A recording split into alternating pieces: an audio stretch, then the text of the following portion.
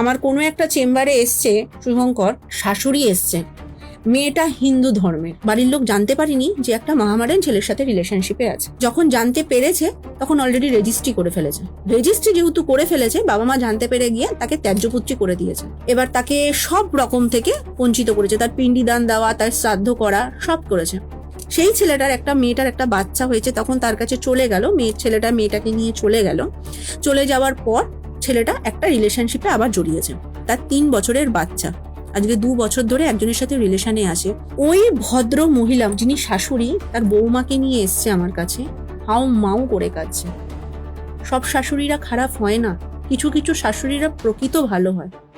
আমাকে বলছে আমি আমার ছেলেকে সব কিছু থেকে ত্যায্যপুত্র করে দেবো, কারণ এই যে মেয়েটা সব ছেড়ে আমার কাছে এসছে। আজকে মেয়েটা যাবে কোথায়? মেয়েটা যা কাজ যে শুভঙ্কর তুমি ভাবতে পারবে না।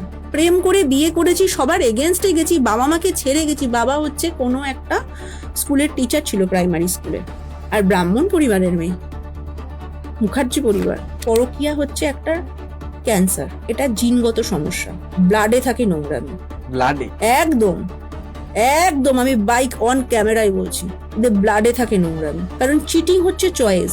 চিটিংটা যে তুমি করছো, তুমি তোমার বউকে ঠকাচ্ছ বা কেউ কারোর হাজবেন্ডকে ঠকাচ্ছে, সে পারে না তাকে অ্যাভয়েড করতে। SMS করলে আমি রিড করবো না, দেখা করতে বললে আমি দেখা করবো না, তাকে আমি অ্যাভয়েড করতেই পারি। তুমি ইচ্ছা করে তার SMS এ রিপ্লাই দিচ্ছ, তুমি দেখা করছো, তার সঙ্গে ডেটিং এ যাচ্ছ, তার মধ্যে তুমি জেনে শুনে তুমি তাকে চিট করছো। তারপরে তোমার কাছে এসে বলবে আমি বুঝতে পারিনি, আমি ফেঁসে গেছি, আমার ভুল হয়ে গেছে, আমি কিভাবে জড়িয়ে গেছি। কখনো না, তখন মনে হয় ঠাকলি দুটো চড় মারা উচিত। কারণ এগুলো এক্সকিউজ, এই যে নোংরামিটা করেছে এটা থেকে বেরিয়ে আসার জন্য, সেই মেয়েটাকে বা সেই ছেলেটাকে বোকা বানানোর জন্য এই কথাগুলো বলছে। কিন্তু এই যে তুমি কথাটা বলছো, এটা তো অনেকেরই গায়ে লাগবে। যাদের লাগবে তাহলে তাদের তুমি ভেবে নেবে, তারা 100% অন্য কারোর সাথে রিলেশনে আছে। যারা রিলেশনে থাকবে তাদেরই এই কথাগুলো গায়ে লাগবে।